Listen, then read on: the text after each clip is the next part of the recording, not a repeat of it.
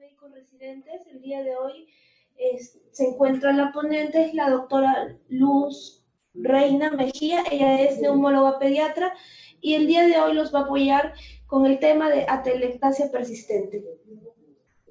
Buenos días a todos. El tema de hoy es atelectasia persistente. Empezamos con la exposición. Para definir la atelectasia persistente tenemos que tener en cuenta que debe tener una duración mínima de 3 semanas de evolución. La atelectasia, este término realmente se ha definido ya hace tiempo, es de origen griega y significa falta de estiramiento, es decir, es un colapso o pérdida de volumen pulmonar, siendo un problema muy común en nuestro medio hospitalario, ¿no? Sobre todo en pacientes pediátricos por tener la vía respiratoria más pequeña. Entonces, ¿cuál es la frecuencia? En recién nacidos se ha visto que los niños que nacen con aspiración de meconio pueden desarrollar atelectasia, sobre todo en un 40-50% de estos pacientes. Los lactantes también, asimismo, pueden tener una bronquiolitis y tener riesgo de hacer atelectasia en un 12-24%. Y en caso de bronconeumonías de 23-25%. No hay que dejar de lado también algunas enfermedades que son frecuentes también en nuestro medio, como la tuberculosis, pero ya la atelectasia de todas formas se encontró en un 8% de pacientes, y en el caso del asma, que también se puede evidenciar atelectasia en un menor porcentaje, incluso 4-16%, pero a medida que va avanzando la edad, ya cuando son preescolares y escolares, es más frecuente encontrar la atelectasia en asma, en neumonía, y también para que se dan estos cuadros es de mayor facilidad, ¿no? En caso de personas que tienen la vía respiratoria más grande que en caso de los pequeños, ¿no? Lactantes. Siguiendo con la exposición, acá mostramos una clasificación de atelectasia según el mecanismo. Generalmente estos mecanismos se dividen en obstrucción, que podría ser intraluminal o extraluminal, como se muestra, ¿no? Todas las causas que podrían ser intralumen pueden ser generadas por cuerpos extraños. Una de las causas más frecuentes son por tapones mucosos, es decir, las secreciones espesas que pueden taponar la vía respiratoria y por ende generar la atelectasia, ¿no? Y existen un sinnúmero de causas infecciosas y no infecciosas. También existen las que pueden abarcar la pared de la tráquea, como son las extraluminales, las broncomalacias, que ese colapso también generaría atelectasia, y otras causas, ¿no? Como podemos ver las adenopatías o otros procesos infecciosos agudos y tuberculosis, los anillos vasculares que provocan compresión extrínseca, tumores mediastínicos y malformaciones congénitas que afectan esta área. En el caso de las atelectasias por compresión, como su nombre lo indica, la compresión de la masa por tumor o por derrame pleural o neumotoras o las adenopatías o malformaciones congénitas generarían que desplace el mediastino y eso provocaría la atelectasia. Entonces también existen otras atelectasias adhesivas, las que son por déficit de surfactante, como se puede mostrar en los neonatos, el síndrome de dificultad respiratoria tipo 1 y 2, y las atelectasias reabsortivas, como se muestran ahí, ¿no? Las causas que ya las estoy mostrando. En la siguiente diapositiva tenemos que observar sobre todo cuáles son las atelectasias con mayor frecuencia, en qué enfermedades se pueden presentar. Entonces, como lo había mencionado, los tapones de secreciones pueden ser causados sobre todo en las enfermedades crónicas, como puede ser fibrosis quística. Para ello se debería dar tratamiento permanente, ¿no? También se pueden mostrar en las malformaciones bronquiales, estenosis bronquial de aspecto cicatrizal, las compresiones extrínsecas que lo mencioné, y hay que tener mucho cuidado cuando podemos sospechar un cuerpo extraño. Se tiene que actuar inmediatamente. Esa es una causa también que podría causar atelectasia. Los signos y síntomas en realidad son inespecíficos, depende de la enfermedad de fondo y de la magnitud del colapso. No es igual un paciente que tiene una atelectasia masiva en emisoras que un paciente que tiene una atelectasia laminar solamente en un segmento. Entonces los síntomas generarían tos, a veces dificultad para respirar, insuficiencia respiratoria, a medida que la atelectasia va aumentando en tamaño, ¿no? Entonces acá algunos signos que se pueden encontrar en el examen físico, sobre todo cuando se obstruye la vía aérea, pero de gran calibre. Cuando se obstruye la vía aérea de gran calibre, se podría ver disminución en la movilidad de la pared torácica, matidez a la percusión, se podrían escuchar algunos ruidos respiratorios bronquiales patológicos como los crepitantes, como también sibilantes por la misma obstrucción del lumen, o a veces no se escucha ningún ruido. Entonces hay que tener mucho cuidado en diferenciar bien si es que es un sonido patológico y no sospechamos otra causa de neumonía ni nada de que es de forma brusca, entonces sospechamos una atelectasia, ¿no? Lo podríamos verificar con una radiografía, pero en realidad tenemos que tener en cuenta estos signos. La hipoventilación, la falta de expansión pulmonar también nos puede hacer sospechar, y como decía, que persistan los silbidos de pecho en el mismo área donde se examina, ¿no? Entonces tenemos que estar evaluando eso y el aumento en la transmisión aérea. Entonces, ¿qué tenemos que hacer? En primer lugar, la sospecha clínica. Luego tendríamos que tomar una radiografía. Como se podría mostrar acá, se ve un área donde está desplazándose las cisuras, también hay pérdida de aireación, se ve una radiopacidad a nivel paracardíaco derecho de forma triangular o lineal.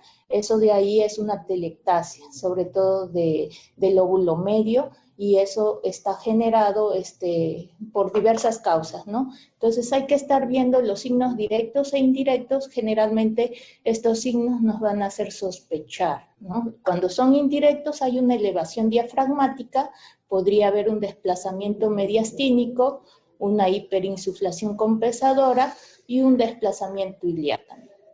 ¿Seguimos? Las atelectasias generalmente, las más frecuentes que se han encontrado en diversos estudios, son del lóbulo superior derecho. Así como se muestra, hay un desplazamiento de la cisura menor hacia arriba y medialmente, ¿no? También hay otras características que son importantes verlas siempre. Se podría ver acá que tiene una forma triangular. Entonces eso también puede ser un signo de sospecha de atelectasia. Acá hay otras atelectasias que se pueden presentar también con frecuencia en los lóbulos inferiores de ambos emitores. En el lóbulo medio se puede ver fácilmente en la radiografía de tórax lateral. A veces no se puede evidenciar la atelectasia, entonces es bueno pedirle una lateral cuando estamos sospechando en atelectasia. Hay otra atelectasia del lóbulo superior izquierdo que también tiene unos signos, ¿no? Como estoy mostrando acá. Y estos son los casos de nuestros pacientes que atendemos aquí. Generalmente tenemos que diferenciar si la atelectasia es persistente o es recurrente. Son dos términos distintos. La persistente es, como había mencionado, que dura más de 3 semanas. En cambio, la recurrente es que de repente tiene un día sí, otro día no tiene la atelectasia y así va variando. Entonces eso es que recurre siempre y hay que determinar la causa. Pero cuando es persistente, tenemos que tomar ya las medidas necesarias para remitir esta atelectasia. Acá también podemos verificar la atelectasia del lóbulo medio y del lóbulo inferior derecho, como se muestra en la imagen de la derecha, y en la de la izquierda se verifica que también es una atelectasia del lóbulo medio. Entonces hay que estar viendo las características que las había mencionado, ¿no? Acá se observa una atelectasia masiva debido a un neumotórax derecho, a un gran neumotórax derecho. Es mejor tomarle una radiografía control después de hacerle algún procedimiento. De repente, en este caso, el drenaje del neumotórax va a mejorar que el pulmón se expanda y la atelectasia se resuelva. Siempre hay que tener mucho cuidado en estos casos y actuar inmediatamente, cuando hay atelectasia masiva sobre todo. En esta diapositiva muestro las diferencias entre las atelectasias con otro tipo de enfermedades como puede ser las neumonías, ¿no? La consolidación. Entonces, estas diferencias nos van a ayudar a dar el diagnóstico con atelectasia. Por ejemplo, la pérdida de volumen pulmonar no hay significativa pérdida en la consolidación. En cambio, en la atelectasia sí, podría haber una marcada pérdida de volumen pulmonar. En cuanto a la hiperinsuflación compensadora, en la consolidación no hay compensación, no se hiperinsufla. En cambio, en la telectasia sí se hiperinsufla para compensar el otro lado de la telectasia, ¿no? Se hiperinsufla para poder ventilar al paciente.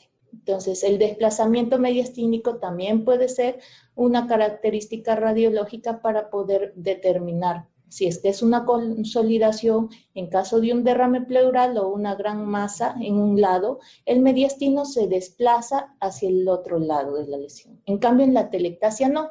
En la telectasia jala las estructuras que están circundando, ¿no? Entonces, el desplazamiento sería hacia el lado de la lesión. En cuanto a la posición diafragmática, estaría descendida en algunos casos de consolidación o normal. En cambio, en la telectasia estaría elevada el diafragma. El diafragma estaría con una elevación en el mismo lado de la telectasia. En cuanto a la posición de las cisuras, estaría normal en el caso de una consolidación o rechazada, ¿no? En cambio, en la telectasia, al contrario, es como arrugar un papel. Entonces, al arrugar el papel, que es lo que generaría tracción, se verificaría que se va hacia el lado de la lesión. Entonces, una telectasia es como arrugar un papel, que jala todas las estructuras que están cerca, ¿no? También se puede hacer, cuando hay dudas diagnósticas, otro tipo de imágenes, como se muestra acá, una tomografía. En esta tomografía se puede observar que hay una telectasia lobar derecha. Entonces, con eso podríamos delinear la pleura de los procesos consolidativos o parenquimatosos. Es muy importante siempre estar seguros de qué tipo de enfermedad tiene el paciente. Entonces, si ya sospechamos una telectasia y en la radiografía no aparenta, se debería realizar otro tipo de ayudas diagnósticas, como es en este caso. Y también tener en cuenta, en casos de pacientes que se les hace algún examen tipo tomografía para descartar alguna otra enfermedad, puede haber unas atelectasias basales o posteriores que puede ser generado por la misma posición del paciente o por la misma sedación, ¿no? Que esto de acá en realidad no sería significativo clínicamente, solamente en casos de que necesitemos descartar enfermedades más que comprometen más la vía respiratoria, se podría tomar en cuenta, pero cuando es bajo anestesia, no, clínicamente no es significativo cuando es solamente por la misma tomografía, la sedación y la posición que ha generado la telectasia. Hay que saber diferenciar muy bien esa causa. Acá mostramos una tomografía con atelectasia del lóbulo medio, como se muestra ahí en la zona paracardíaca derecha.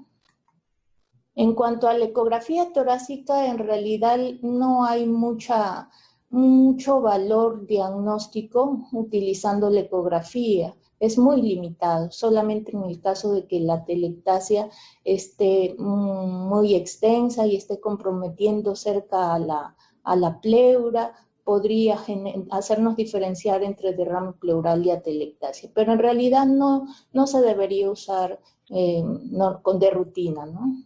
En cuanto a otros exámenes especiales, si existen, como la broncoscopía flexible, ayudándonos a evaluar la vía aérea, pero en el caso de casos que no hubo mucha dificultad, o sea, en realidad se debería hacer solamente cuando hay mucha dificultad para realizar el diagnóstico por otros medios. Y si es que también intentamos resolver la telectasia persistente y que ya ha superado las 3 semanas y que no ha mejorado con tratamiento médico, recién ahí se debería hacer una broncoscopía.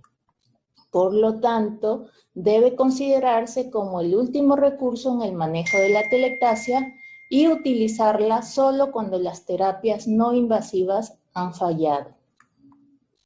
Ahora, revisando estudios sobre fibrobroncoscopías, se ha visto que la causa más frecuente de realizar la fibrobroncoscopía en niños son las atelectasias persistentes, sobre todo en estudios que se han realizado de forma retrospectiva, utilizando a veces un lavado broncoalveolar para poder resolver la atelectasia. Entonces, en este estudio que se realizó en la Pontificia Universidad Católica de Chile, se realizó fibrobroncoscopías en 400 pacientes pediátricos en el año 1993 a 1999, utilizando un lavado broncoalveolar con 1 mililitro por kilo, máximo 20 mililitros. En estos niños se encontró que hubo una reexpansión completa solamente en el 41% de los niños, una reexpansión parcial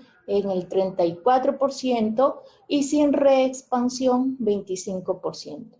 Aquí podemos observar que quienes tuvieron mayor dificultad para resolver las atelectasias fueron los niños menores, ¿no?, de 5 años, debido a que sus vías respiratorias son más pequeñas. Entonces hay que tener en cuenta todo ello.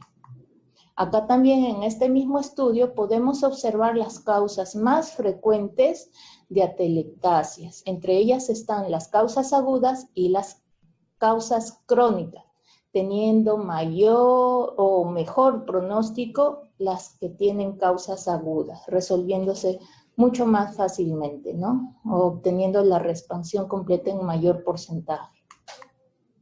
En cuanto a los diagnósticos diferenciales, tenemos que determinar también, si es que no encontramos que sea que en las imágenes radiológicas no evidenciamos una atelectasia, tenemos que saber si es que es otra causa, ¿no? Entre ellas, las más comunes son la neumonía, los derrames pleurales, el timo, las malformaciones congénitas pulmonares, tumores o quistes pulmonares. Acá también quería mostrar unas imágenes de un paciente con fibrosis quística. En este paciente se observa generalmente muchas secreciones densas, compactas, que se alojan a nivel de las vías respiratorias. Entonces hay que tener mucho cuidado en estos pacientes de verificar si es que ese tapón mucoso ha generado una atelectasia, como se muestra en el lóbulo superior izquierdo de este paciente. Entonces hay que ver también cuáles son las causas. Entre ellas, algunas causas podrían ser por algunos gérmenes que están colonizando al paciente y segregando mucho más moco. Acá se muestra un segmento largo de tapón de moco que ha generado esa atelectasia. También podemos encontrar en los síndromes del lóbulo medio, sobre todo, atelectasias, o sea, ese síndrome no genera atelectasias y tenemos que ver con fibrobroncoscopía por qué no se resuelve. Si ya recibió tratamiento médico, entonces, ¿por qué persisten la tos, las sibilancias? ¿Por qué sigue la fiebre? A pesar que tenga todo el tratamiento médico, si persiste con las manifestaciones clínicas y si es que sospechamos que tuviera alguna enfermedad frecuente en nuestro país como la tuberculosis, se tendría que hacer un lavado broncoalveolar para toma de muestra y observación sobre todo y descarte de tuberculosis endobronquial, a pesar que el PPD sale negativo o 0 milímetros debido a que hay pacientes que por alergia no nos va a ayudar el PPD. Hay que tener mucho cuidado con estos pacientes y realizarles el diagnóstico pertinente a tiempo. Entonces, el tratamiento va a depender sobre todo de la causa de la atelectasia, de la enfermedad de fondo que tenga, de la duración de la atelectasia, si es que ya es persistente o ya se está cronificando cada vez más, y de la gravedad de la atelectasia. Los objetivos del tratamiento de la atelectasia es permeabilizar la vía aérea, favorecer una adecuada distribución de flujo aéreo y optimizar la mecánica respiratoria. ¿Cuáles son las medidas generales que se deberían realizar? Son hidratar al paciente para que ya no esté colapsado el pulmón, ejercicios respiratorios, evitar la administración de oxígeno al 100%, porque eso también nos provocaría atelectasia. Entonces, hay medidas preventivas que nos pueden ayudar a que no se genere una atelectasia, evitando todo lo que acabo de mencionar. En cuanto a la fisioterapia respiratoria, es un tratamiento no farmacológico, nos aportaría mucho porque nos va a evitar terapias más invasivas. Entonces, ¿qué tenemos que hacer? Darle tratamiento preventivo, sobre todo para evitar las atelectasias en niños con enfermedades neuromusculares, que por la falta de movilidad no podría segregar, sus mismas secreciones se condensarían y eso determinaría más tapones mucosos y por ende más atelectasia. Entonces tenemos que ayudarles con percusión, con drenaje postural, con insuflación profunda, es decir, la tos efectiva también nos va a ayudar y si es que no mejoran, con nebulizaciones con solución salina. También existe un método para prevenir y tratar la atelectasia post-cirugía, el cual es denominado la espirometría de incentivo, lo cual ayuda demasiado en pacientes que sobre todo van a someterse a cirugía, ¿no? Es bastante efectivo. Hay otros tipos de procedimientos que en realidad no se recomendaría, como la insuflación a presión positiva con bolsa de resucitación. ¿Por qué? Porque los niños tienen más riesgo de presentar barotrauma o neumotoras debido a que las presiones no están medidas. Y es por eso que tenemos que tener mucho cuidado con estos procedimientos. Hay otros procedimientos como la insuflación mecánica, el cual nos va a ayudar a que la tos sea más efectiva. Es un dispositivo de tos asistida. Eso sí ayudaría sobre todo a pacientes que no se movilizan adecuadamente, como aquellos que tienen enfermedades neuromusculares, parálisis cerebral infantil, etcétera, ¿no? En ellos sí debería ser como una terapia de primera línea para mejorar el riesgo de atelectasia y también para cuando ya tienen la atelectasia. Otro tipo de procedimientos que se hace son el chaleco que se usa comúnmente en otros países, ¿no? Este chaleco lo que ayuda es dar vibraciones y eso va a ayudar a que toda la flema se vaya moviendo y vaya saliendo, mejorando el aclaramiento ciliar y por lo tanto el drenaje de secreciones. Entonces, estos chalecos en realidad son muy caros, pero en ambientes hospitalarios donde hay pacientes crónicos con enfermedades de fibrosis quística nos puede ayudar mucho, ¿no? Esos programas tienen estos chalecos y sí aportan el beneficio de tratar las atelectasias y prevenirlas. En cuanto a otros procedimientos como la respiración con presión positiva intermitente, debe usarse con mucha precaución, sobre todo en pacientes que tienen riesgo de broncoespasmo severo, porque podría obstruir mucho más las vías respiratorias. Entonces hay que tener cuidado con la presión positiva intermitente.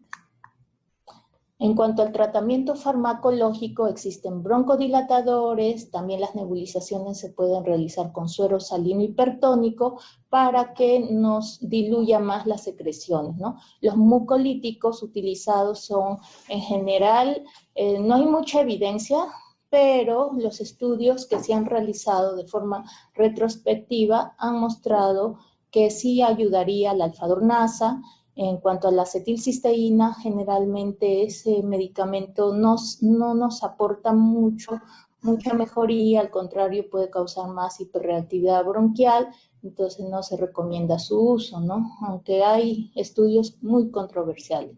Los surfactantes sí podrían ayudar, sobre todo en aquellos neonatos que tienen déficit de surfactante, y la fibrobroncoscopía con el lavado nos va a ayudar también para ver directamente cuál es la causa de la atelectasia y para instilar tratamiento con suero salino, o a veces también hay estudios donde se ha utilizado alfadornasa para poder disolver las secreciones que son muy densas y con ello aspirar toda la secreción. Entonces acá justo estaba revisando sobre alfadornasa y encontré que sí ha favorecido en pacientes con fibrosis quística, nebulizándolos y también utilizando con fibrobroncoscopía y lavado broncoalveolar. Entonces, pero todavía estos resultados faltaría verificar en estudios prospectivos.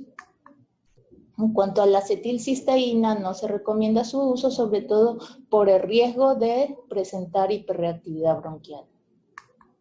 Los signos de alarma de las atelectasias se tendría que tener en cuenta sobre todo aquellos que tienen riesgo de hacer insuficiencia respiratoria con estos signos, ¿no? Como los que se muestran, la incapacidad para comer o hablar, la disnea a pequeños esfuerzos, la cianosis o los signos de dificultad respiratoria extrema, ¿no? Como la taquipnea, las retracciones sub e intercostales y el aleteo nasal. Cuando presentan todos estos signos, se debería entrar a una unidad de trauma shock para tratar inmediatamente la insuficiencia respiratoria que está causando la atelectasia.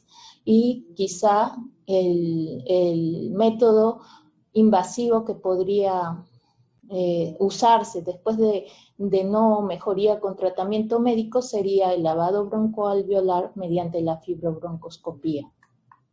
Entonces, ya hablamos de diversas características de la atelectasia. Ahora, ¿a quiénes vamos a dar de alta? Cuando ya se ha resuelto el problema de la atelectasia, se tiene que verificar que el paciente no necesite oxígeno suplementario, que esté tolerando la vía oral y que cuente con un familiar que en cuanto encuentre algún signo de una dificultad respiratoria pueda regresar a la emergencia.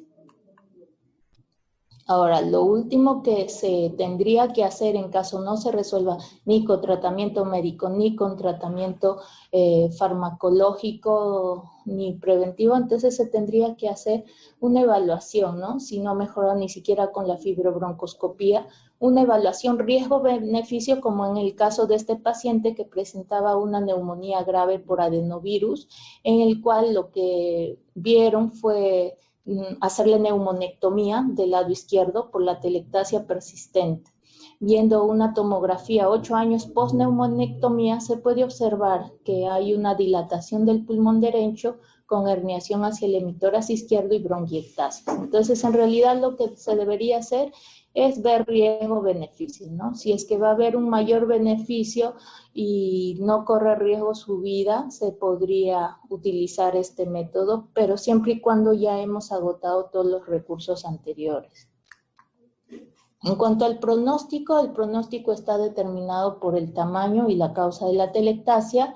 Generalmente es bueno cuando las atelectasias son pequeñas, cuando las causas son de enfermedades agudas como las neumonías o el asma, y son de peor pronóstico aquellas que tienen enfermedades pulmonares crónicas, como se muestra acá, las displasias broncopulmonares, la bronquiolitis obliterante por adenovirus, las parálisis diafragmáticas, las cardiopatías congénitas, etc.